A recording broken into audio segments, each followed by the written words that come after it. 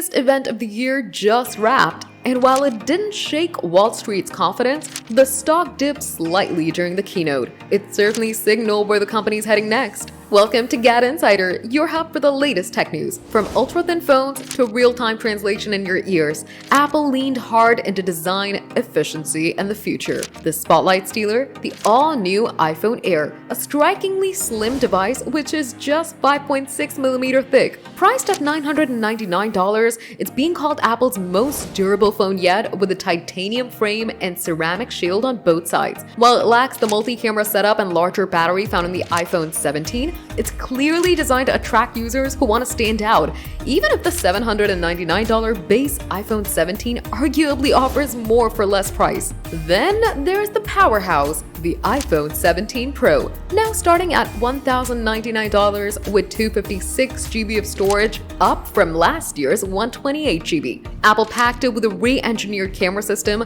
boasting three 48-megapixel lenses, a vapor chamber thermal system for better performance, and up to 39 hours of video playback. They even filmed the entire keynote with it. Now that's a flex. Apart from the phones, AirPods Pro 3 gained real-time language translation and heart rate tracking, while the Apple Watch lineup, including the SE3, Series 11, and Ultra 3 added smarter sleep features, improved battery life, and even blood pressure detection. That's right, health and tech are now going hand in hand. Tying it all together is iOS 26, debuting with a sleek new liquid glass design. More transparency, cleaner visuals, and tighter integration with Apple Intelligence makes it the biggest iOS jump in years. It wasn't just an event, it was Apple quietly revealing the blueprint for the next decade. So, what fascinated you the most? Comment down below. Give the video a thumbs up, subscribe to GadInsider, and don't forget to hit the bell icon so you never miss any tech updates.